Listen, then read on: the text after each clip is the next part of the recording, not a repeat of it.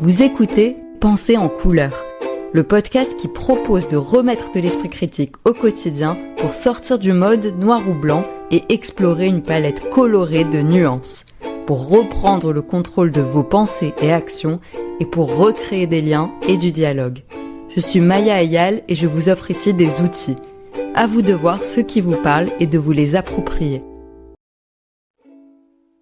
Bienvenue dans Rencontres, des épisodes où j'invite des personnes qui ont travaillé sur des sujets liés à l'esprit critique et qui viennent nous livrer leur regard, leur compréhension et aussi, comme toujours, des outils que vous pourrez utiliser au quotidien.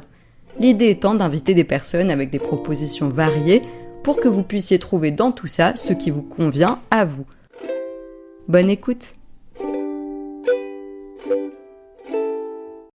Bonjour Bruno Leralu, merci beaucoup d'avoir accepté cette invitation. Je vous présente super brièvement, après je vous laisserai compléter.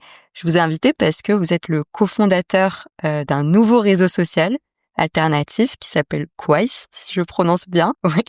Et c'est donc évidemment un sujet très lié à l'esprit critique et à la manière dont on s'informe, en particulier à la manière dont on dialogue dans nos sociétés actuelles. Donc voilà, on sait que effectivement les algorithmes sur les réseaux sociaux, on va dire majoritaires, posent beaucoup de soucis. Voilà, ça filtre les informations qui nous arrivent, ça encourage la polarisation puisque ça cherche à provoquer le plus de réactions possible. Donc la nuance tend à disparaître de plus en plus. Voilà, juste pour brosser un petit peu le tableau, le contexte de cette invitation. Je vous laisse, si vous voulez, juste vous présenter, nous expliquer un peu déjà pourquoi vous avez eu l'idée de créer ce nouveau réseau social. Moi, je suis président de Quais, mais nous sommes 4 cofondateurs. Nous sommes des personnes privées. Et il y a 5 ans maintenant, nous sommes 4 personnes qui évoluent dans des milieux très différents. Certains dans le milieu des startups, YouTube, etc. D'autres dans la gestion de projets internationaux, d'autres dans le secteur associatif, moi plutôt dans la finance et l'innovation digitale. Chacun a son domaine de prédilection. Et chacun dans l'exercice de nos professions, dans notre communication, on se rendait compte que il y avait des problèmes systématiques sur les réseaux sociaux. Et on s'attendait à ce que les grandes plateformes, Facebook et autres, fassent des choses, puisqu'il y a eu quand même des plaintes, il y a eu beaucoup de choses. Et finalement, on s'est rendu compte que, à part les excuses de M. Zuckerberg, qui s'excusait platement mais recommençait immédiatement après, il se passait rien. Alors il se passait rien, et on s'est dit au bout d'un moment, mais on trouve rien, il n'y a pas d'alternative. Est-ce qu'on ne pourrait pas faire quelque chose? Alors au début, on a envisagé de faire une application, et très vite, on s'est rendu compte qu'il fallait faire un réseau social complet. Alors déjà, est-ce que vous pouvez expliquer qu'est-ce que ça apporte par rapport à une simple application? Le fait que ce soit un réseau social, en quoi c'est plus complet?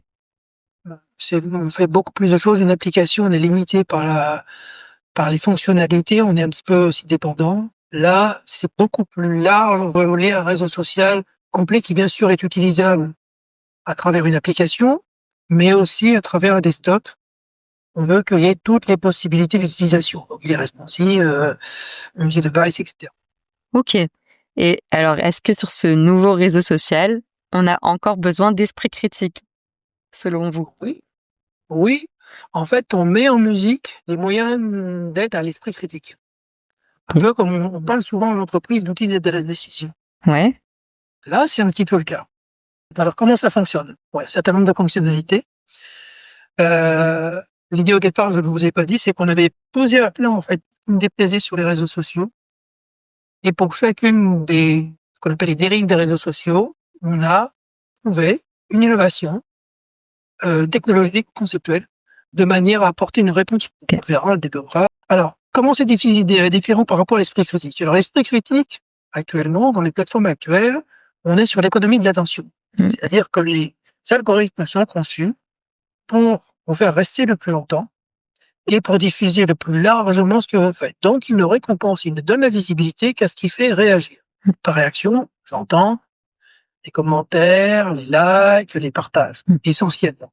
Bon, il y a d'autres facteurs qui rentrent en devant de la visibilité, comme le profil, l'antériorité, etc. Mais les 3 facteurs les plus importants sont le like, le commentaire et le partage.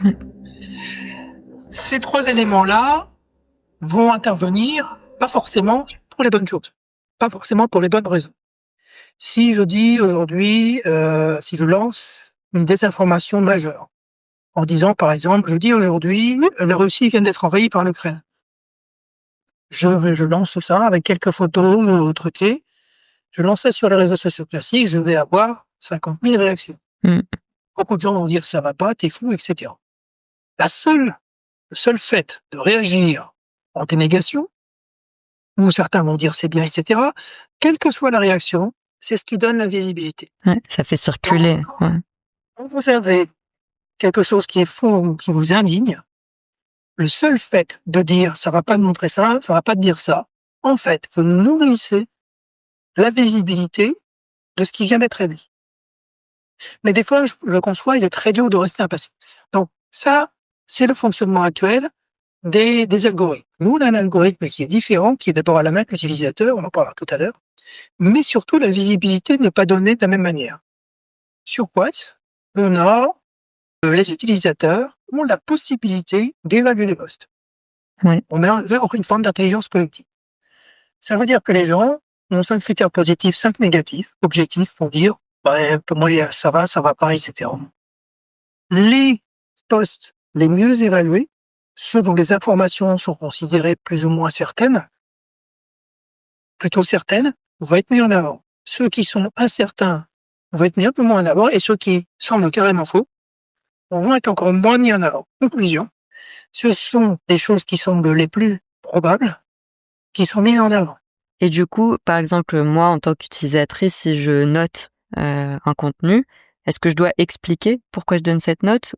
C'est comme les likes, en fait, je mets une réaction. Il y a les deux notions. Il y a les notions, les évaluations, mais qui sont assez précises, hein, c'est assez précis, en positif ou en négatif, et vous pouvez le liker ou pas. Parce que, en exemple, le Père Noël. Si quelqu'un me parle du Père Noël, je sais que ça n'existe pas. Je peux dire, effectivement, c'est faux. Si le Père Noël arrive, il arrive demain, par exemple, je sais que c'est faux. Donc, je vais dire que c'est faux. Mais en revanche, tu peux liker, tu peux dire que j'aime, parce que c'est un mythe, etc. Donc, les notions de j'aime pas sont totalement insuffisantes. Ouais. La notion, on va avoir l'esprit critique, justement, je reviens, si on veut avoir de la nuance, il faut avoir les deux notions. J'aime ou j'aime pas, c'est la réflexion, c'est la réaction émotionnelle. L'évaluation, c'est la réflexion, on va dire, un peu plus pensée, sur gauche, etc. Et est-ce que vous avez envisagé des cas, parce qu'on voit ça sur Internet, il y a parfois des attaques en meute, entre guillemets. Comment vous gérez ça? On a envisagé tous ces cas de figure-là. Lorsque, par exemple, lorsque vous faites ça lorsque vous signalez en meute un compte, sur un réseau social comme LinkedIn, le compte va sauter. Ouais, c'est une des dérives d'ailleurs des réseaux actuels. C'est une des dérives et c'est très très bien utilisé par un certain nombre de groupes qui savent le faire. Oui. Des gens qui font de la désinformation, qui vont aller faire sauter les comptes de ceux qui pensent différent. Sur Quest, il y a, mettons, 100 personnes qui vont signaler un compte. Notre modération va regarder si c'est valable ou pas. Est-ce que c'est valablement cité ou pas?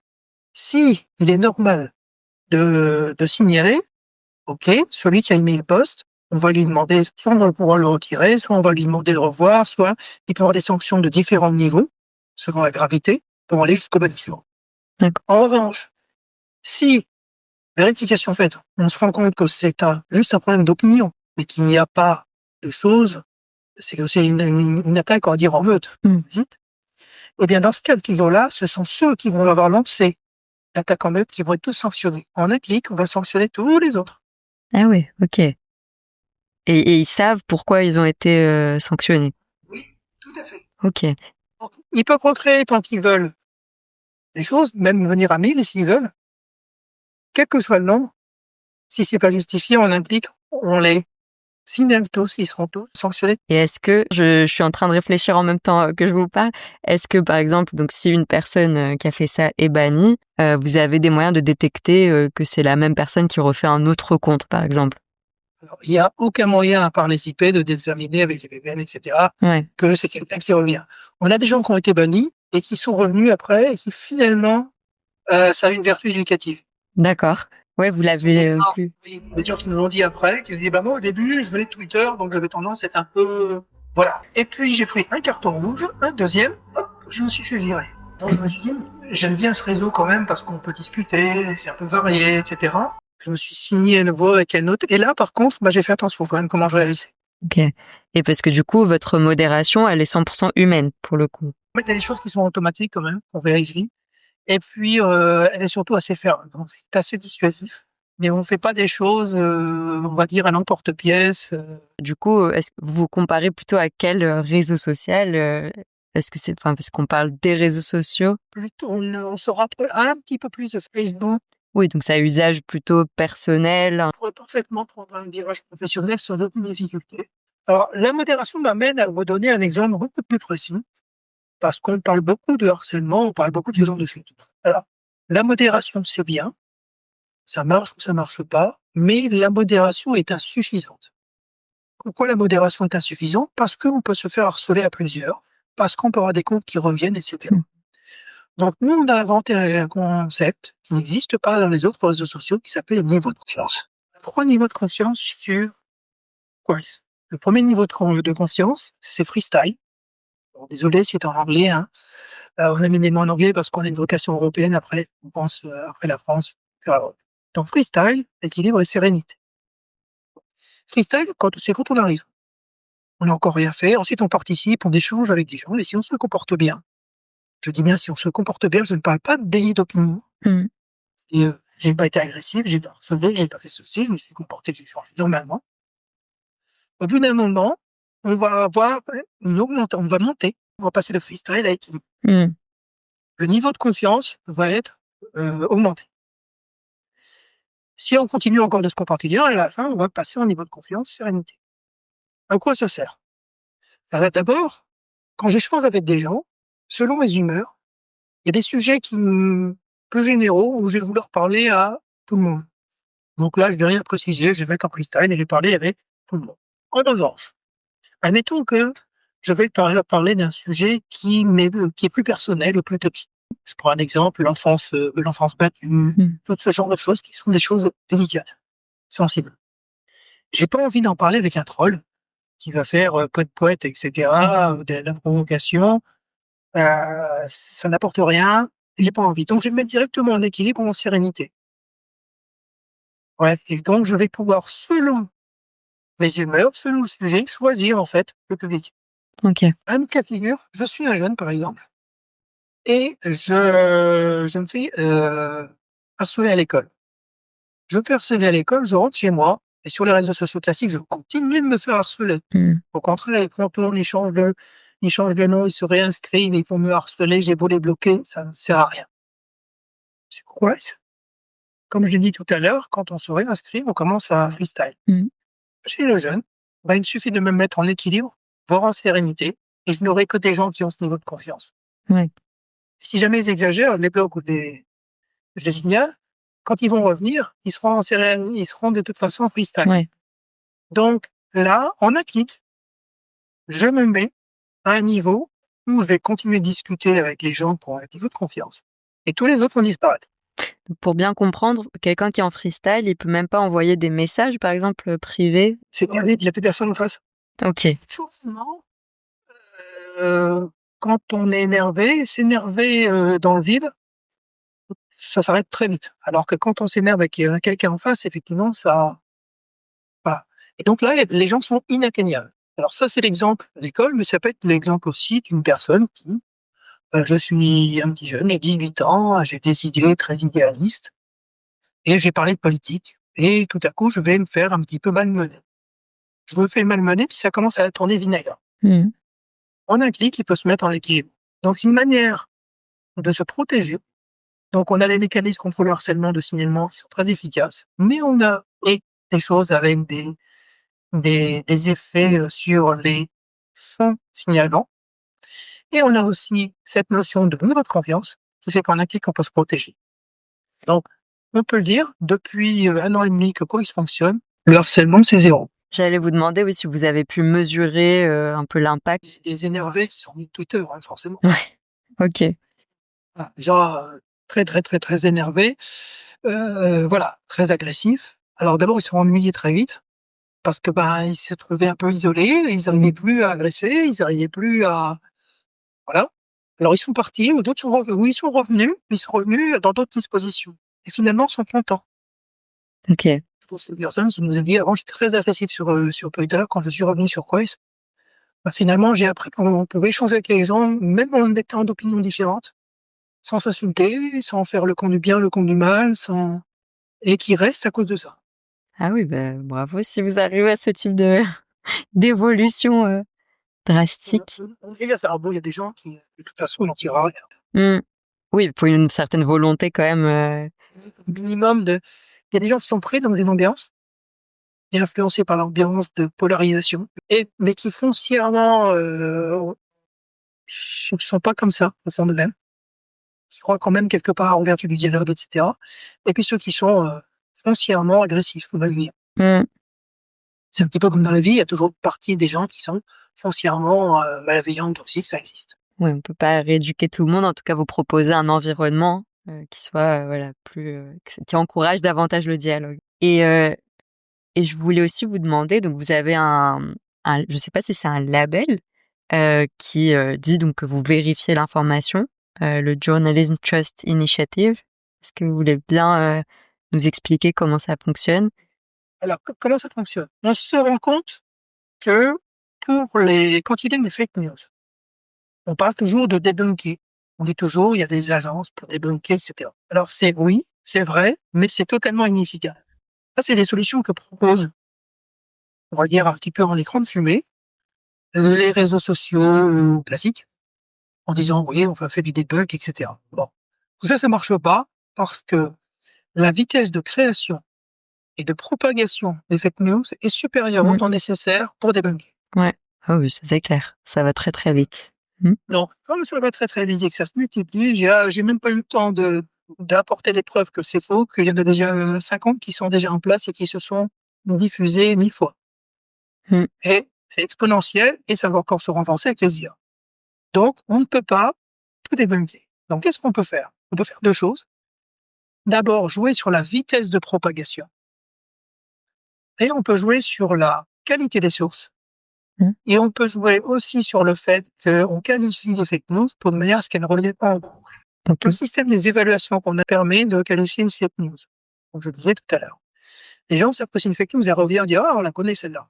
Et elle est beaucoup moins visible que le reste. Donc on ne la détruit pas pour que les gens sachent que ça existe, mais on sait que c'est une fake news. Et on la voit, il faut vraiment la chercher pour la voir. Et comment ça apparaît du coup en tant que fake news? Comment moi en tant qu'utilisatrice je vois?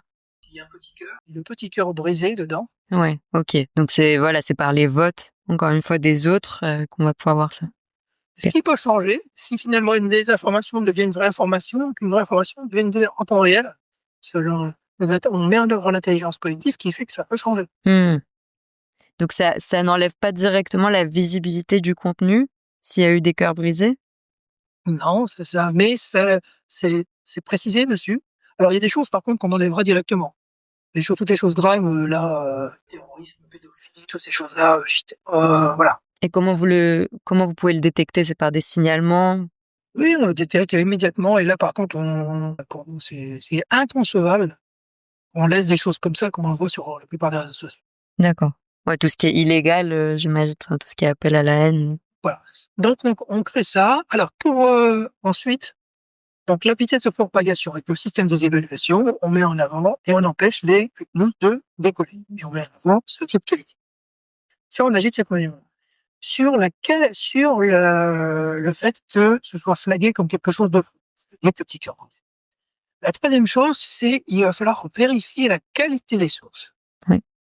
C'est pas le contenu, c'est la qualité des sources. Alors pour l'instant, on a plusieurs partenariats qui vont être en cours après. Dans le mois prochain, on a 3 sociétés où on va travailler sur les images d'IA, sur l'origine. Okay. On va travailler sur les images, les photos, les vidéos et comment dirais-je, la réalité des contenus. Par exemple, vous avez un post, une information qui semble venir du monde, mais en fait, c'est pas le monde. C'est pas le monde, c'est le monde avec une petite erreur. Et finalement, c'est une agence russe qui est derrière. Ouais. Grand classique. Donc ça, on a des partenariats où on va travailler à partir du mois prochain là-dessus. Ok. Ça, et également sur le fait que les contenus ou les photos ne sont pas faites par des IA. Et également que ce ne sont pas des photos trafiquées, reprises. Et donc là, l'idée, quand vous détectez par exemple une image qui a été truquée par l'IA, c'est pareil, de le flaguer, de l'indiquer. On met un badge qui le montrera, qui dira, hop, hop, hop, Ok. une image construite de toute pièce, c'est un truc, et on expliquera. Voilà.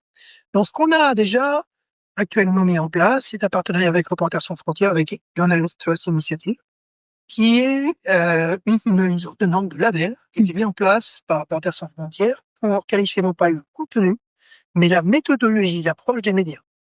C'est-à-dire, est-ce qu'ils font, en résumé, est-ce qu'ils font leur travail sérieusement, objectivement. Ok. Ça donne un niveau de confiance. On n'aura pas le même niveau de confiance entre l'agence de Sputnik, par exemple, russe, et le journal Le Monde. Le niveau de confiance n'est pas vraiment le même. Alors, ça ne veut pas dire que en aucun cas il y avoir de désinformation ou de fake news dedans. Il peut y avoir des erreurs, il peut y avoir des faux. Mais globalement, le niveau de confiance accordé est beaucoup plus important. Oui, en fait, c'est un critère parmi d'autres. C'est un des critères, mais qui est assez efficace, puisque le label n'est pas donné comme ça. Ok. C'est pas une vraie analyse des méthodologies sur la durée, de comment ils font les choses, qui sont les dirigeants, voilà, pas tout. Et est-ce qu'on sait si tous les médias français, par exemple, ont été analysés à travers ces critères-là? Il y a une liste, alors je peux pas donner la liste précise parce que j'ai pas le droit de donner la liste précise, mais il y a quand même beaucoup. Alors comment ça se passe concrètement? Concrètement, quand vous mettez un lien vers France Info, par exemple, France Info a été accrédité, donc vous allez avoir le badge dessus qui va se mettre automatiquement, attestant que c'est la vraie qualité des sources. Voilà. Ok. Ça, c'est un exemple. Hmm. On va cliquer sur ce badge, il vous donnera l'explication de qu'est-ce que c'est que l'ITI, etc. Ok. Et j'imagine qu'effectivement, pour des médias étrangers, par exemple, on n'aura pas forcément l'information si c'est fiable ou pas. Si? Actif à l'international, j'ai Ok. dit. Donc, quand ce sont voilà, des choses à l'étranger, on les a ailleurs. Ok. Ah oui. Il y a une très grosse base de données et ils font un travail assez remarquable pour aller assez loin sur ce sujet-là. Et d'ailleurs, Quaïs, c'est disponible en français pour l'instant ou il y a d'autres... Si pour l'instant c'est en français, tout est conçu de manière à être évolutif pour les langues. Alors, les langues qui nous bloqueraient un petit peu, ce sont le chinois, par exemple, là, on s'est un peu embêté. Mais la première vocation pour nous, c'est d'être européen. Ok. C'est les langues européennes, on n'a pas de difficulté. Ouais. Ok, ça marche. Et du coup, si vous voulez nous expliquer un peu plus, effectivement, vous avez plein de nouvelles fonctionnalités par rapport au réseau existant. De ce que j'ai pu voir, par exemple, il y avait notamment la possibilité de créer du contenu interactif qui, moi, m'a rappelé, parce que moi, je suis ingénieure pédagogique, ça m'a rappelé les modules digitaux. Donc voilà, je voulais savoir un peu plus pourquoi vous avez créé ces nouvelles fonctionnalités, qu'est-ce qu'elles apportent selon vous, et l'aspect aussi écologique, parce que vous dites aussi que c'est plus écologique. Alors, l'écologie.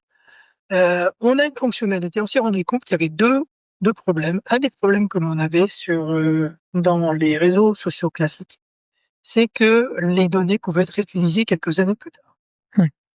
À l'école, je suis un jeune étudiant, je viens d'avoir mon diplôme, j'ai fait la fête, et on me retrouve avec une perruque rose, une bouteille d'alcool à la main, etc.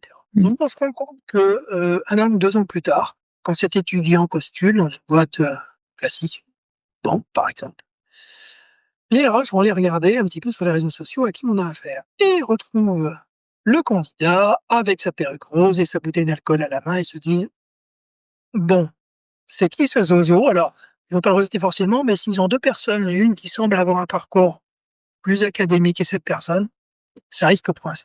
Mmh.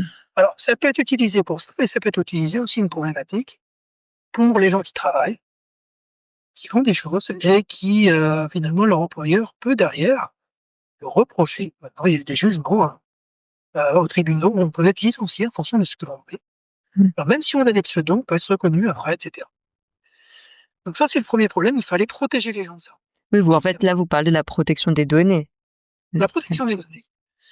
Deuxième problématique, lorsque l'on fait un post, on l'oublie, mais derrière, on utilise un réseau social, il y a une empreinte carbone. Oui.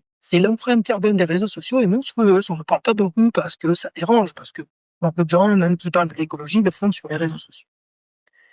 Donc, c'est difficile à la fois d'en parler. On en parle un peu, mais pas trop. On préfère parler des flatulences des vaches, c'est plus facile. Voilà. Mais par contre, ce problème existe et nous, on a trouvé une solution, c'est de dire, lorsque vous créez un post sur Quest, vous pouvez vous-même déterminer la durée de ce post. Oui. Ça veut dire, si ce post, on va dire, c'est quelque chose qui est drôle, mais j'ai pas envie que ça reste, ma sortie de fin d'études, par exemple, je vais le laisser une semaine. Et après, ça disparaît. Et ça disparaît. Dans les réseaux sociaux classiques, ça reste pendant des années, et c'est une pollution derrière, c'est une empreinte carbone. Ouais. Donc, il n'y a pas d'archive, en fait. Ce contenu-là, on peut plus jamais le retrouver. C'est supprimé, complètement. Donc ça protège déjà. Donc on peut choisir sa durée, un mois, une semaine, 3 mois. On peut, quand c'est quelque chose qu'on souhaite garder longtemps, le mettre en permanent. Et on peut revenir dessus. Ok. Oui. Oui, on a le droit quand même de changer d'avis si on a mal choisi. Changer d'avis. Donc ça protège les gens, mais ça réduit l'empreinte carbone des posts. On peut la diviser entre 5 à 10 fois. D'accord. Wow. Imaginez sur le nombre de posts que ça représente sur un Facebook, ce que ça représenterait. Ah oui, oui. Et du coup, par exemple, les vidéos, les images, on sait aussi que ça a un poids plus lourd. Par exemple, une lecture de vidéo, et c'est pareil, c'est le fait que ça disparaisse, ça va résoudre. Ok. Ouais, parce que c'est déjà effectivement assez innovateur aussi. Voilà. Donc ça n'existe pas sur Facebook, etc. Mais là, vous avez quand même quelque chose qui réduit considérablement l'empreinte carbone. Ouais. Et donc actuellement, c'est encore en version bêta, c'est ça, Quais, ou c'est déjà prêt? Oui, on a juste les groupes qui vont intervenir dans une semaine. On pourra créer des groupes un peu comme on a dans Facebook. Hein. Ok, parce que pour l'instant, c'est des comptes privés uniquement. Tout à fait. Là, je pourrais faire alors, on peut faire un compte d'entreprise actuellement. Mais je pourrais faire des groupes pour mon entreprise, par exemple, un groupe privé, un groupe public. Ok. Sur le deuxième point que j'ai soulevé, c'était les fonctionnalités différenciantes. Ouais. Par exemple, des posts interactifs. Alors, le post interactif, quand on fait de la pédagogie, par exemple, c'est un post que l'on peut préparer et quand les gens vont cliquer dessus, il va s'afficher telle ou telle chose. Ouais.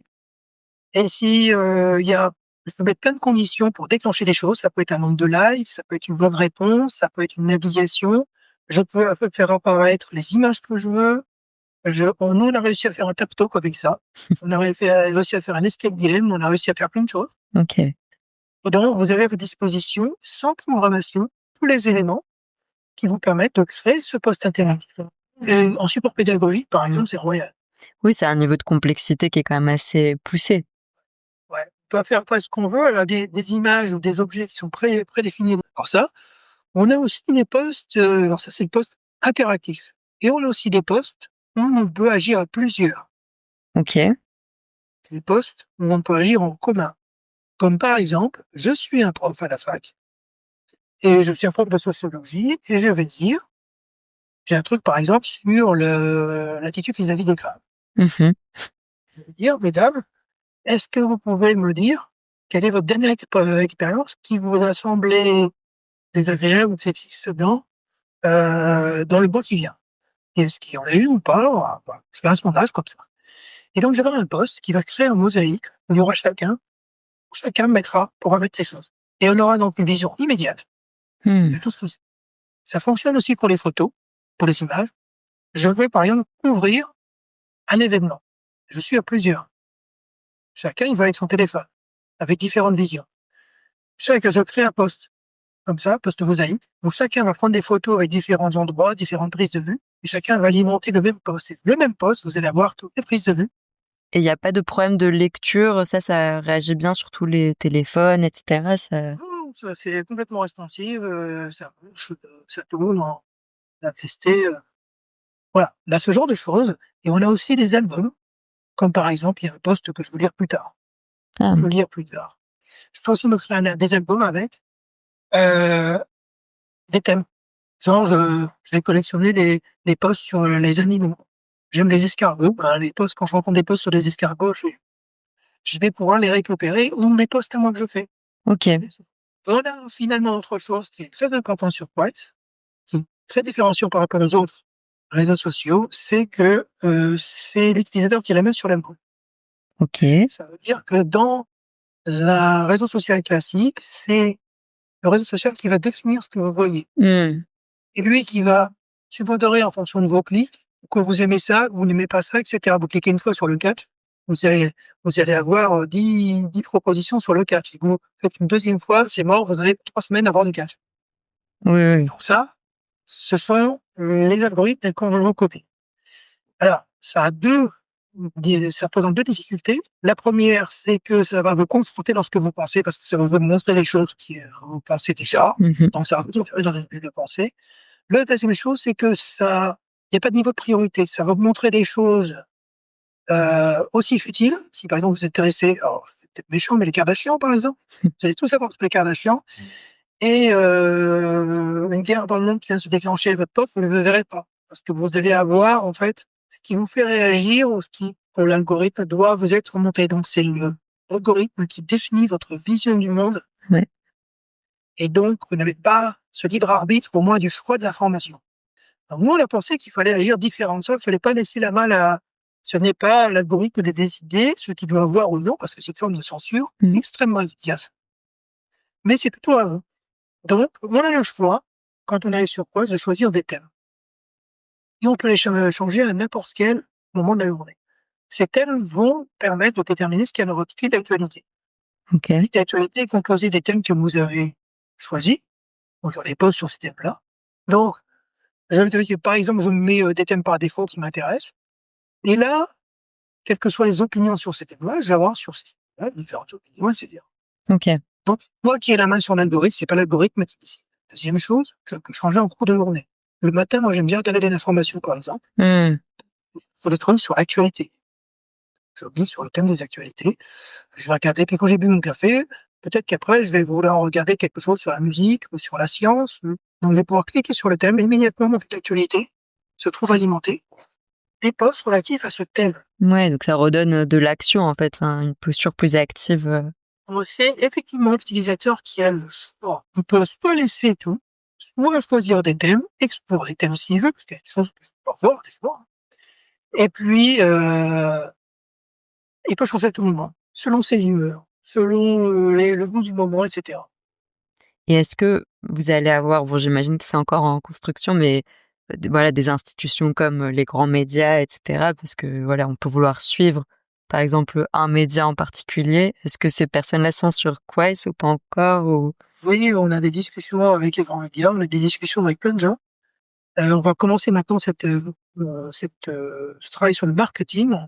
Là, on s'est concentré sur la réalisation des produits. On voulait pas faire de fausses promesses. Donc, première étape, construire le produit. Deuxième étape, vérifier qu'il correspond bien aux attentes.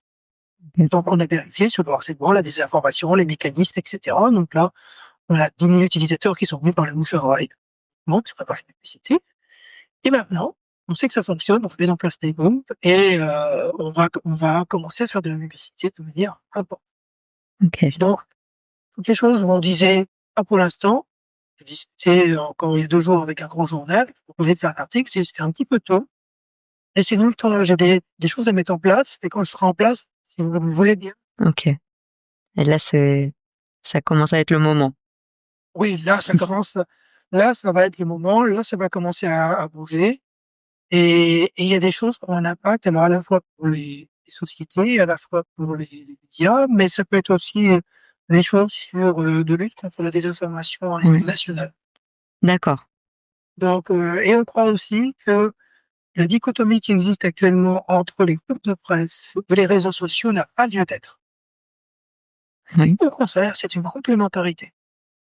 Oui, tout à fait, ça apporte pas la même chose en fait. C'est juste un. Ouais. Donc, il faut que ce soit complémentaire. Moi, le côté les youtubeurs ou les influenceurs qui disent les méchants médias mainstream et les médias plus classiques qui disent les nouveaux qui arrivent, qui veulent tout manger et qui ne sont pas légitimes, ça fonctionne pas. Hmm. Les deux ont une place, les Hmm. deux ont un rôle à jouer, c'est complémentaire. L'un ne doit pas manger l'autre. Les deux peuvent exister, c'est le principe de la démocratie, donc ça doit fonctionner. Et il y aura la place ouais, pour tout le monde sur Quest. Et alors, pourquoi ce nom? Qu'est-ce que ça veut dire, Quais? Alors, ça veut pas dire grand-chose, en fait. Ça veut dire, en fait, il nous fallait un nom qui soit prononçable par les Émirats anglo-saxons, si on avait mis un U sur Intermeto, puisque ça a une vocation européenne, et qui puisse être conjugué. On dit un quaeseur pour l'utiliser comme quaes. Ok. Donc, il nous fallait quelque chose de simple. Alors, Hmm. c'est un peu, alors c'est plusieurs choses, c'est le quoi et why. Ok. Ah oui, d'accord. Ouais.